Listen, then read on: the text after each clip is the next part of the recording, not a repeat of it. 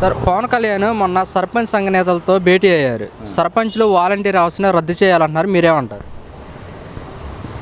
సర్పంచులు పనిచేస్తే వాలంటీర్ను జగన్మోహన్ రెడ్డి గారు ఎందుకు పెట్టేవాడు?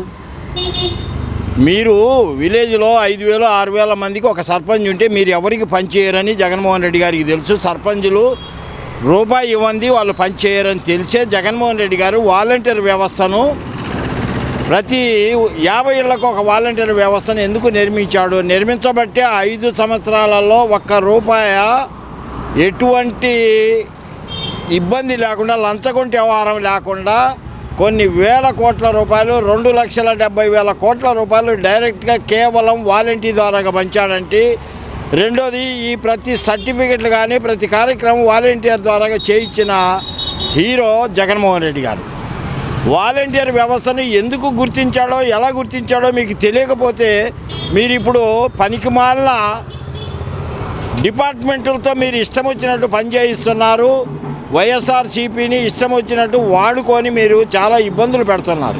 ఒక్కసారి బుద్ధి తెచ్చుకోండి.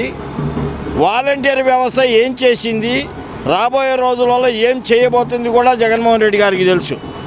ఆయన వస్తే యథావిధిగా వాలంటీర్ వ్యవస్థను ఖచ్చితంగా నడిపిస్తాము. మీరు చెప్పినట్టు అబద్ధ హామీలు అయితే మేము చేయం. నీకు ఒకసారి 10,000 ఇస్తాం, 20,000 ఇస్తాం, మాకు పని చేయండి అనే వ్యవహారం మేము చేయం. నిదానంగా వాళ్ళకి ఏం కావాలో అది మేము అరేంజ్ చేసుకొని వాలంటీర్ వ్యవస్థను బ్రహ్మాండంగా నడిపిస్తాం. కానీ మీరు చెప్పిన అబద్ధపు హామీలన్నీ, అసలు నువ్వు పంచాయతీ ప్రెసిడెంటు, నీకు పంచాయతీలో నిధులు ఎక్కడి నుండి వస్తాయి, ఏం చేయాలా, పంచాయతీలు ఏం చేయాలి అది నేర్చుకోరా బాబు. పవన్ కళ్యాణ్ స్టేజ్ ఎక్కి ఊగి జుట్టు ఎగరేసుకోవడం కాదురా కావాల్సింది, ప్రజలకు పనిచేయడం నేర్చుకోరా బాబు. మీకు అవకాశం ఇచ్చారు, అవకాశాన్ని సద్వినియోగం చేసుకోకుండా మీ ఇష్టం వచ్చినట్టు ఆగుతున్నారు. మీరు చేసే తప్పులు మేము ఎత్తి చూపితే మా మీద కేసులు పెడతారా? మీరు చేసే వ్యవస్థను మేము ఎత్తి చూపితే మా మీద కేసులు పెడతారా? కట్టుకోండి చూద్దాం. మీ కేసులకు భయపడతామా ఏంటి? మీరేనా సుపీరియరు? కోర్టులు లేవా? హైకోర్టు ఉంది, సుప్రీంకోర్టు ఉంది. అవసరమైతే సుప్రీంకోర్టుకి వెళ్తాం.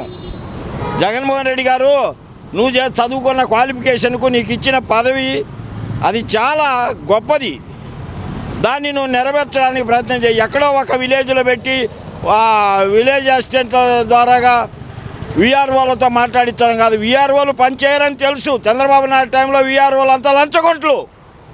ప్రతి ఒక్కడికి ఒక చిన్న కాగితం కావాలన్నా ₹1,000 1,500 డిమాండ్ చేసేవాళ్ళు. మరి మా 5 సంవత్సరాల ప్రభుత్వంలో ఒక దగ్గర 10 పైసలు తీసుకోకుండా రేషన్ కార్డులు ఇచ్చాము, మెడికల్ కార్డులు ఇచ్చాము. ప్రతి మనిషికి పనిచేసిన కార్యక్రమము వాలంటీర్. మీరు పిచ్చి మాటలు మాట్లాడి ఎక్కడో ఒక విలేజ్లో కూర్చొని, ఒకసాట కూర్చొని నేను ఆంధ్రప్రదేశ్ మొత్తం చేసిన 16,000 విలేజ్లు ఉన్నాయి. అవి ఎక్కడున్నాయి, ఎక్కడ మంచినీళ్ళు దొరుకుతున్నాయా, మంచినీళ్ళు దొరకట్లేదా, ఇవన్నీ చూడండి. పవన్ కళ్యాణ్ గారు, మీరు పెద్ద నాయకులు. ముఖ్యమంత్రి తర్వాత ఆస్థానం మీదే. ఒక్కసారి ముఖ్యమంత్రికి తెలియకుండా నువ్వు ఒక్క జీవో పాస్ చేసి సాల్వ్ చూద్దాం. ఎందుకు ఊరికే మాటలు చెబితే సరిపోద్దా? నీ కార్యకర్తలను కాపాడు. టీడీపీ వాళ్ళు నీ కార్యకర్తలను ఎక్కడ అడుగు పెట్టనివ్వట్లేదు. ఏదైనా మాట్లాడితే చించి కొడుతున్నారు. నీ కార్యకర్తలను కాపాడుకోవడానికి చేతగాక రోడ్డు మీదకి వచ్చి ఇష్టం వచ్చినట్టు ఆగుతున్నారు. ఇది మర్చిపోండి. మీ ప్రభుత్వం మంచి ప్రభుత్వమే కాదన్నట్లా. ఎందుకంటే అమాయక ప్రజల మీద పడి మీ ఇష్టం వచ్చినట్టు మాట్లాడుతున్నారు, చేస్తున్నారు. ఇది సోషల్ మీడియాను మీరు ఎంత కట్టడి చేస్తున్నారో అంత విపరీతంగా పెరుగుద్ది.